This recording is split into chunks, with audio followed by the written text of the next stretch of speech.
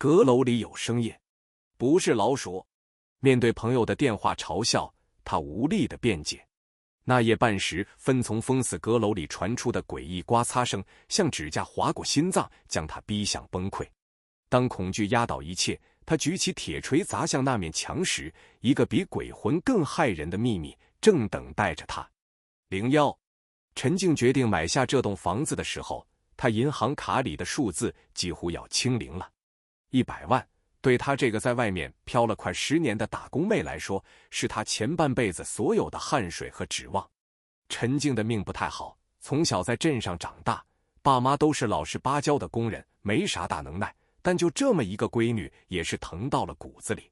可惜好日子没过几年，他爸妈前些年在一个小工厂里上班，出了事故，俩人一起走了。工厂赔了些钱，加上家里那点微薄的积蓄，都到了陈静手里。那年他才20出头，拿着那笔沉甸甸的钱，没哭没闹，一个人跑到南方的大城市里去打工。他没啥学历，只能干些体力活，进过厂，站过流水线，后来学了点手艺，在一家服装加工厂里当个小领班，没日没夜的干。他不买好的，不穿贵的，工资和那笔赔偿款一分一分地攒下来。他就一个念想，回老家买个真正属于自己的房子，一个家。不是那种冷冰冰的单元楼，最好是那种带个小院子，能养点花草的老房子。他想有个地方能让他觉得爸妈还在看着他。在老家这座不大不小的城市里找了快2个月，高不成低不就，新楼盘太贵，老婆小他又看不上。直到中介小刘带他来看这栋房子。这是一栋2手的2层半的旧式洋楼，带着一个荒草丛生的小院子，孤零零地立在老城区的边缘。墙皮有些脱落，露出里面青灰色的砖，爬山虎几乎占满了半面墙，看起来有点阴森。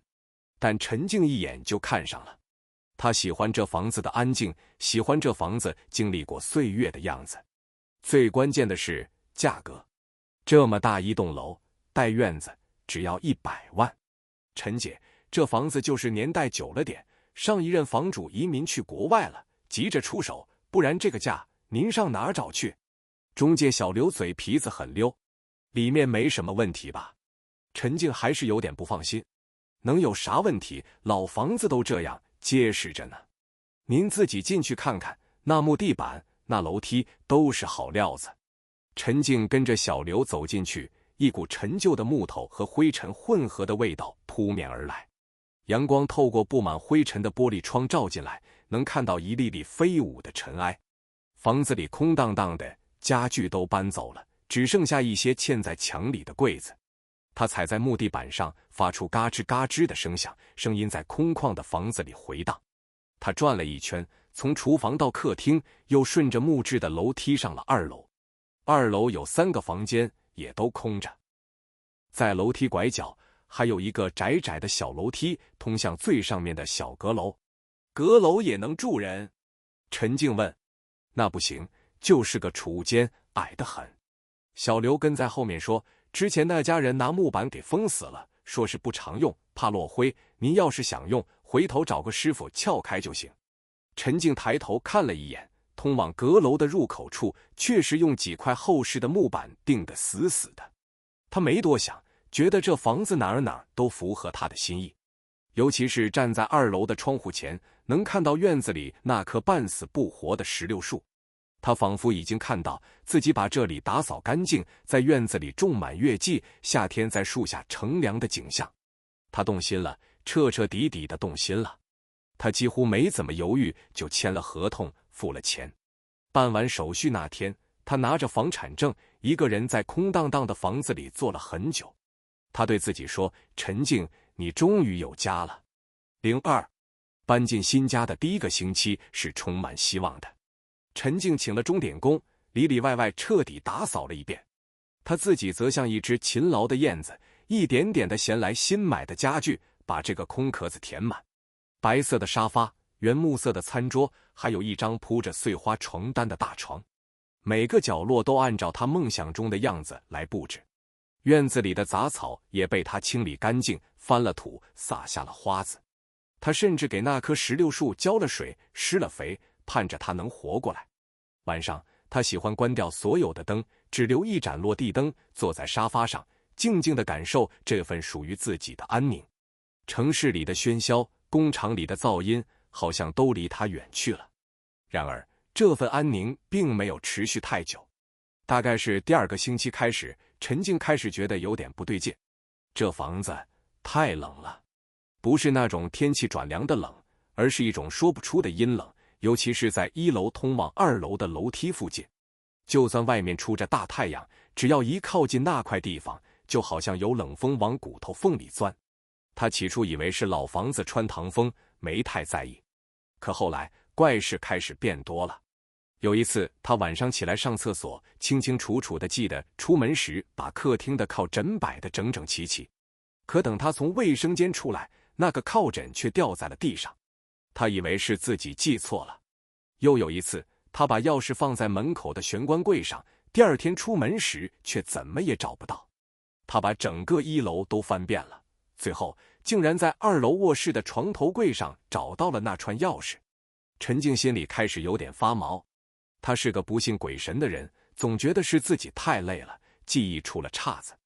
这天，他正在院子里松土，隔壁院子的王婆扒着墙头跟他说话。王婆60多岁了，在这住了一辈子，是个热心肠。闺女，一个人住这么大的房子啊？是王婆图个清静。陈静笑着回答。王婆看了一眼他的房子，眼神有点复杂，压低了声音说，这房子清静是清静，就是有点太清静了。您这话是啥意思？陈静停下了手里的活。没啥意思，就是提醒你，小姑娘家的，晚上睡觉门窗都锁好。王婆说完，又补充了一句，有些老房子脾气怪，住久了就知道了。王日婆的话像一根小刺，扎在了陈静心里。那天晚上，她睡得特别不安稳。半夜，他被一种奇怪的声音吵醒了，声音很轻，是从楼上传来的，咯吱咯吱，像是有人穿着硬底鞋在木地板上慢慢走动。陈静一下子坐了起来，心脏砰砰直跳。他竖着耳朵仔细听，那声音又没了。整个房子里一片死寂，只有窗外偶尔传来的几声虫鸣。是风声吗？还是自己听错了？他安慰自己，老房子的木头热胀冷缩，发出点声音很正常。他躺了下去，却怎么也睡不着了，眼睛直勾勾地盯着天花板，也就是2楼的地板。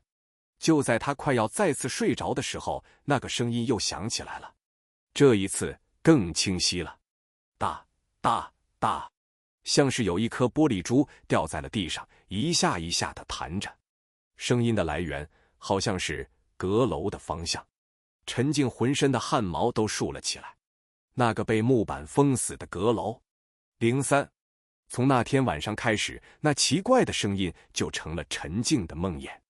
它不是每晚都出现，毫无规律。有时候是弹珠的声音，有时候是轻轻的刮擦声，像是指甲划过木板，还有时候是一种沉闷的拖拽声。这些声音无一例外都来自那个被封死的阁楼。陈静开始失眠，黑眼圈越来越重，整个人都憔悴了下去。白天他还好，院子里的花开了，阳光照在身上，能给他一点安慰。可一到晚上，巨大的恐惧就像潮水一样把他淹没。他把家里所有的灯都打开，睡觉的时候甚至把厨房的菜刀放在了枕头下面。他想过搬走，可这是他用全部身家换来的家，他不甘心。他也想过找人来看看，但又不知道该怎么跟别人说，说自己家闹鬼，别人不把他当成疯子才怪。他给以前在南方打工时最好的姐妹小雅打了个电话，电话那头小雅正在热闹的夜市吃东西。你说什么？房子里有怪声。小雅的声音很大。静静，你是不是一个人住太久，胡思乱想了？不是的，我真的听见了，就在阁楼。陈静的声音带着哭腔。阁楼不是封着吗？8成是老鼠吧？老房子里有老鼠太正常了，你买点老鼠药或者养只猫。小雅在那头大大咧咧地说。是老鼠吗？陈静也希望是老鼠。可老鼠能弄出那么多花样的声音吗？挂了电话，陈静心里更堵得慌了。那种没人相信的孤独感，比阁楼里的声音更让他难受。他决定自己去看看。他从储物间里找来一把老旧的梯子，颤巍巍地架在通往阁楼的那个入口下面。入口被3块厚厚的木板横着钉死了，钉子都有些生锈了。他爬上梯子，凑近了仔细看，木板和墙壁之间有一些缝隙。他屏住呼吸，耳朵贴在缝隙上，里面一片死寂，什么声音都听不到，只有一股淡淡的说不出的霉味。也许真的只是自己想多了。他从梯子上下来，心里稍稍安定了一些。接下来的2天，阁楼里异常安静，什么声音都没有。陈静的心情也好了起来，他甚至觉得自己有点可笑。这天是周末，他买了很多菜，准备给自己做顿好的。就在他哼着小曲在厨房里切菜的时候，客厅的灯啪的一声灭了，整个房子瞬间陷入了昏暗。停电了。他走到窗边往外看，隔壁王婆家灯火通明。不是停电，是自己家跳闸了。电闸就在1楼楼梯的下面，那个他觉得最阴冷的地方。他打开手机的手电筒，朝电闸走去。空气里那股熟悉的阴冷感让他忍不住打了个哆嗦。他一手举着手机，一手去推电闸。就在他的指尖触到电闸开关的一刹那，楼上又传来了声音，咚！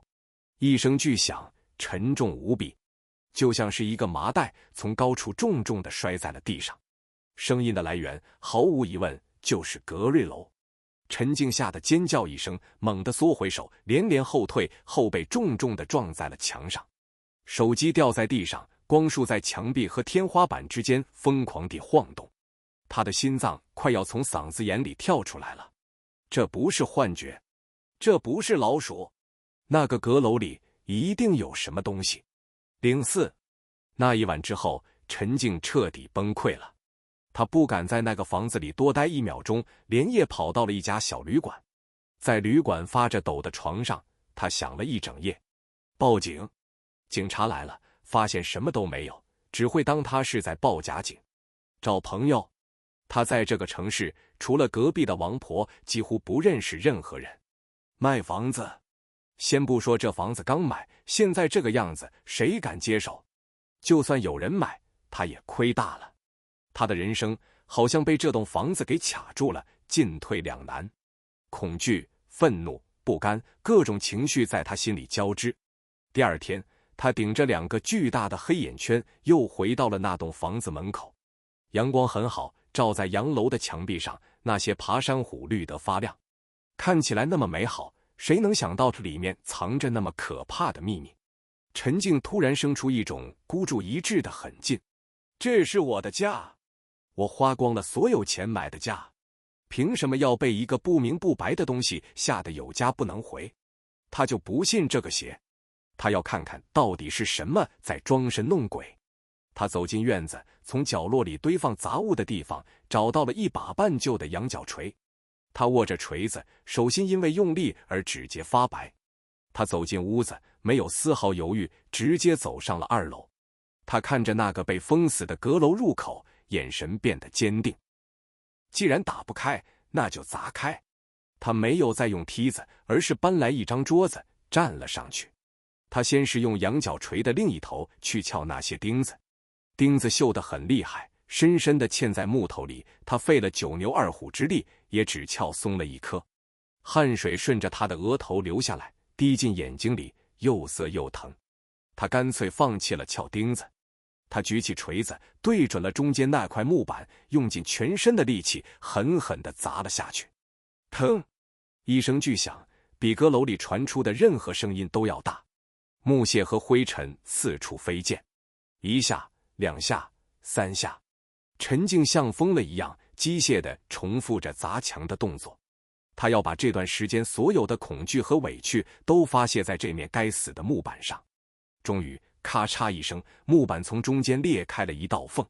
有希望了。他更加用力地砸下去。很快，中间那块木板被他砸出了一个大洞。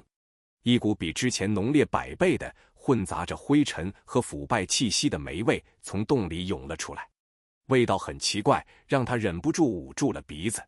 他停下来，喘着粗气，心脏狂跳。洞里黑漆漆的，什么也看不见。他跳下桌子，跑回卧室，拿来了那个他放在枕头下的手电筒。他再次站上桌子，打开手电筒，颤抖着手将光束照进了那个破洞里。阁楼里堆满了一些破旧的杂物，蒙着厚厚的灰尘。光束在里面扫了一圈，并没有看到什么奇怪的东西，没有老鼠，更没有什么人影。难道真的只是自己神经过敏，砸错了地方？就在他心里产生一丝动摇的时候，他突然注意到阁楼最里面的那面墙颜色好像和别处不太一样。那里的墙灰看起来更新一些，也更平整一些，好像是后来才砌上去的。之前那些声音仔细回想起来，似乎就是从那面墙的位置传出来的。他的心又提到了嗓子眼，一个疯狂的念头在他脑中形成。他深吸一口气，再次举起了锤子，对准了那面看起来很新的墙壁。腾，墙皮应声脱落，露出了里面的红砖，和外面的青砖不一样。他没有停，继续砸。腾，腾，腾，红砖的结构并不牢固，砸了几下之后，竟然松动了。他扔下锤子，用手去搬那块松动的砖头。砖头被抽了出来，露出了一个黑漆漆的洞口。一股难以形容的阴冷腐朽的气味猛地从洞里钻了出来，比刚才的味道要浓烈刺鼻得多。他的胃里一阵翻江倒海。墙后面是空的，这栋房子里竟然有墙中墙。他的好奇心和恐惧心都达到了顶点。他拿起手电筒，对着那个砖头大小的洞口往里照了进去。手电筒的光柱像一把利剑，刺破了墙后的黑暗。光线所及之处不再是杂物和灰尘，那是一片幽深的被砌起来的狭小空间。当手电筒的光束缓缓移动到这片空间的深处时，陈静的动作突然僵住了。他握着手电筒的手像是被瞬间冰冻，他脸上的血色在0.1秒内褪得干干净净，只剩下死人般的惨白。瞳孔因为极致的恐惧而收缩成了2个小点，嘴巴无声地张开，却发不出任何声音。那束剧烈颤抖的光照亮了墙后深处的景象，那不是幻觉，那是一个蜷缩着的人的轮廓。05，时间仿佛在这一刻静止了。陈静的大脑一片空白，唯一能感受到的是那股从脚底板直冲天灵盖的寒气。不知过了多久，一声凄厉到变调的尖叫终于冲破了喉咙的束缚，撕裂了这栋洋楼里死一般的寂静。他手里的手电筒啪嗒一声掉在地上，整个人像一滩烂泥一样从桌子上摔了下来。他甚至感觉不到疼痛，手脚并用地往外爬，连滚带爬地冲出了大门，冲到了院子里，冲到了阳光下。温暖的阳光照在身上，却驱散不了他骨子里的冰冷。他瘫坐在地上，剧烈的喘息、呕吐，眼泪和鼻涕糊了一脸。脑子里反复回放的都是手电筒光束最后定格的那一幕，那个蜷缩的轮廓，那深早已褪色的衣服，还有那双空洞地正直勾勾地望着洞口方向的眼睛。陈静抖着手，花了将近半个小时才成功地拨通了报警电话。警察来得很快，伴随着刺耳的警笛声，几辆警车停在了洋楼门口。为首的是一个40多岁的老刑警，姓李，国字脸，表情严肃。李警官简单地问了几个问题，陈静已经语无伦次，只能指着楼上反复说着墙里有人。经验丰富的李警官立刻意识到了事情的严重性，他留下2个年轻警察安抚陈静，自己则带着法医和技术人员进入了那栋房子。没过多久，一个年轻警察脸色发白地跑了出来，对着外面喊道：“李队，确认了，墙体里有一具尸体。”整个现场立刻被封锁起来，越来越多的警察赶到，拉起了警戒线，将那些闻讯而来的邻居都隔绝在外。隔壁的王婆也站在人群里，脸色煞白，嘴里不停地念叨着：“我就说这房子邪门，我就说。”技术人员开始对那面墙进行专业的破拆。随着墙壁被一点点地打开，那个隐藏了不知多少年的秘密终于完整地暴露在了众人面前。那是一个极其狭小的空间，刚好能容纳一个人蜷缩在里面。死者是一个男性，尸体已经高度腐烂，接近白骨化，但从身上残留的衣物和一些个人特征，法医初步判断死亡时间至少在5年以上。李警官的表情凝重到了极点。这不是一起简单的意外死亡，这是一起处心积虑的谋杀藏尸案。凶手将死者杀死后，砌墙将其封在了这栋房子的阁楼里。而这栋房子在过去几年里还几经转手。陈静作为这起案件的发现者，被带回了警局做详细的笔录。坐在审讯室里，喝着警察递过来的热水，他的身体终于停止了颤抖。陈小姐，你不要紧张，我们只是想了解一些情况。李警官亲自给他做笔录。陈静把自己如何买下这栋房子，如何听到怪声，如何一步步被逼到砸墙的经过，原原本本地说了一遍。阁楼里的怪声，李警官敏锐地抓住了这个细节，你能具体形容一下是什么声音吗？有时候是弹珠声，有时候是刮擦声，还有拖东西的声音。陈静回忆着那些让他夜不能寐的声音，依旧心有余悸。李警官在笔记本上记了下来，眉头紧锁。一个死了5年多的尸体，怎么可能还会发出声音？难道这栋房子里还隐藏着别的秘密？06，警方的调查迅速而全面地展开了。第一步是确认死者的身份。通过对尸骨的牙科记录和留存在房子里的蛛丝马迹进行比对，死者的身份很快就水落石出。他叫张伟，正是这栋洋楼5年前的男主人。这个结果一出来，所有人都倒吸一口凉气。那么，杀人凶手几乎可以锁定为一个人，张伟的妻子林慧。警方立刻开始调查张伟和林慧的背景。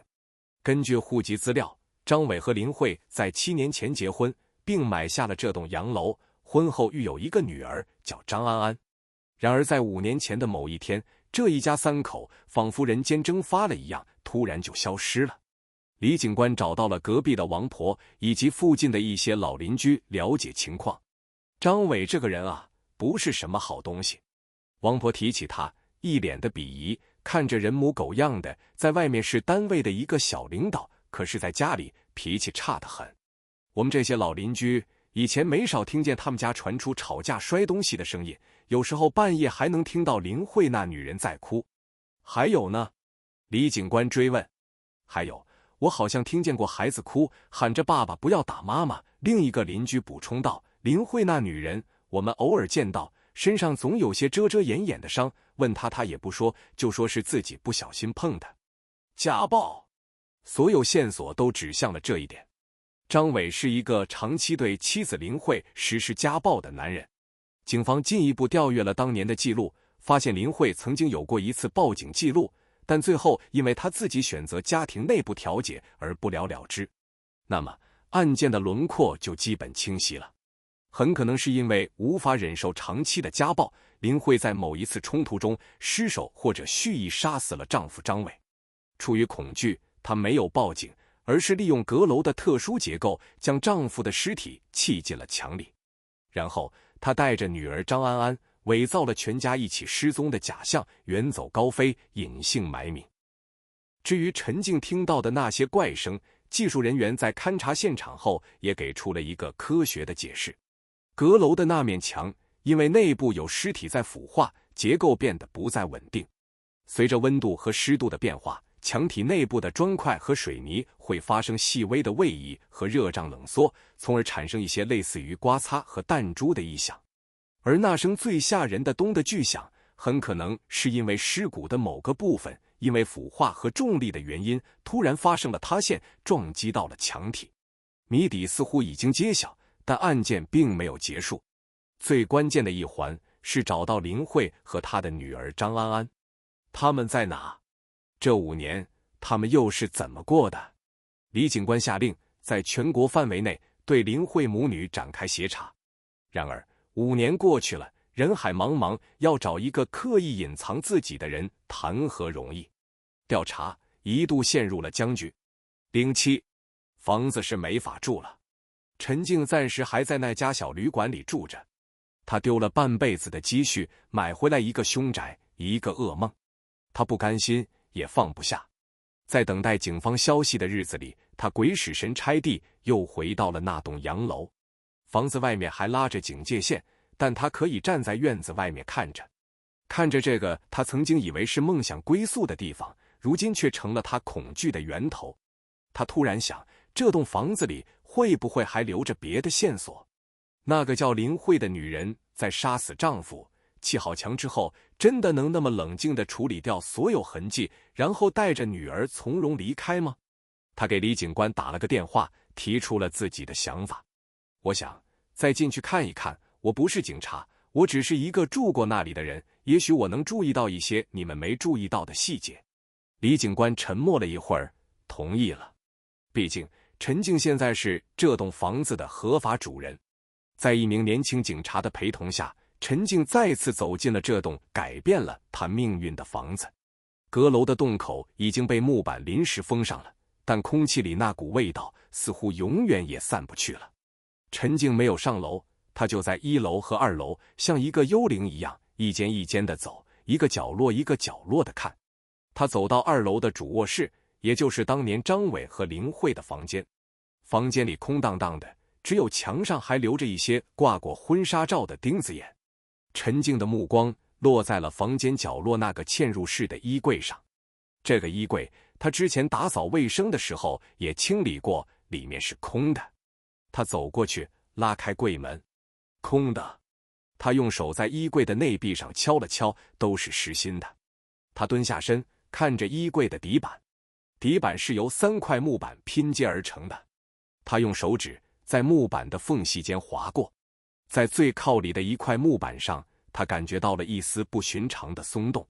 他用力地抠住那条缝隙，往上一抬，那块木板竟然被他抬了起来。木板下面不是地板，而是一个暗格。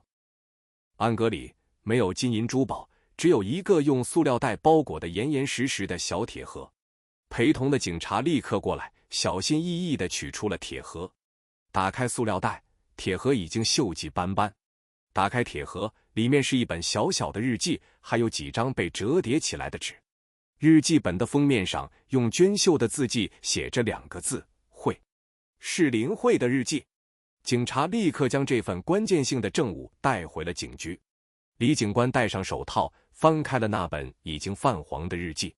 里面的内容记录了一个女人从满怀希望的婚姻一步步走向绝望地狱的全过程。今天我们搬进了新家，他说要给我和安安一个最温暖的家，我相信他。他又打我了，因为我菜烧咸了。安安吓得直哭，我抱着他不敢出声。我提出了离婚，他跪下来求我，说他会改。为了安安，我又心软了。他开始变本加厉，我身上的伤越来越多，我不敢让安安看见，只能穿着长袖的衣服。安安看到了他打我，他冲过来抱着我的腿，让他不要打妈妈。他竟然连5岁的孩子都推开。日记的最后一页字迹潦草而充满了恐惧。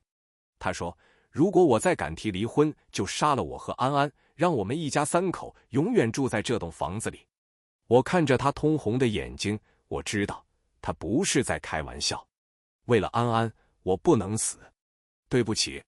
日记的最后还夹着一张医院的验伤报告，以及一份已经签好字的离婚协议书草稿。真相至此已经大白，这不是一起蓄意谋杀，而是一场以暴制暴的绝望反抗。08，有了日记这份铁证，警方的调查方向发生了根本性的转变。他们根据日记里提到的一些细节，以及对林慧娘家亲戚的再次走访，终于在南方一座不起眼的小城里找到了林慧母女的踪迹。她改了名字，叫王静，她的女儿张安安也改名叫李安。母女俩经营着一家小小的花店，日子过得平静而简单。当李警官带着人出现在花店门口时，正在修剪花枝的林慧手里的剪刀掉在了地上。他没有惊慌，也没有逃跑，脸上是一种尘埃落定的平静。他看着李警官，轻声说：“这一天我等了5年了。”在审讯室里，林慧的供述和日记里的内容完全吻合。5年前那个晚上，张伟又一次因为酗酒而对他施暴，并且扬言要杀了他们母女。在争执中，张伟拿起桌上的烟灰缸砸向林慧，林慧下意识地躲开，并抓起身边的水果刀自卫。混乱中，水果刀刺中了张伟的要害。看着倒在血泊中的丈夫，林慧当时只有一个念头：不能让女儿没有妈妈，她不能坐牢。于是她做出了那个让她背负了5年秘密的决定。她把女儿送到亲戚家，自己花了2天时间在阁楼里砌起了那面墙，将张伟的尸体永远地留在了那栋房子里。做完这一切后，她带着女儿逃离了那个城市，开始了新的生活。案件的最终判决下来了。鉴于张伟长期实施家暴，林慧的行为被认定为防卫过当且有自首情节。最终，他被判处有期徒刑3年，缓刑5年。这意味着他不需要再回到监狱里，可以在社区的监督下继续和女儿生活在一起。这个结果对所有人来说或许都是最好的结局。而陈静也终于从这场噩梦中走了出来。那栋洋楼他最终还是卖掉了。中介公司得知了事情的原委后，出于愧疚，退还了他全部的中介费，并以凶宅的名义折价将房子处理给了一个专门收藏特殊房产的客户。陈静拿到了一笔不算多，但足够他重新开始的钱。他没有再执着于买一栋大房子，他在城里一个很普通的小区买了一套小小的2手房，2室1厅，有明亮的窗户。搬家那天，他把所有的旧东西都扔了。站在新家的阳台上，看着楼下车水马龙，人间烟火，他长长地舒了一口气。那个关于洋楼的梦碎了，但一个新的、更踏实的人生开始了。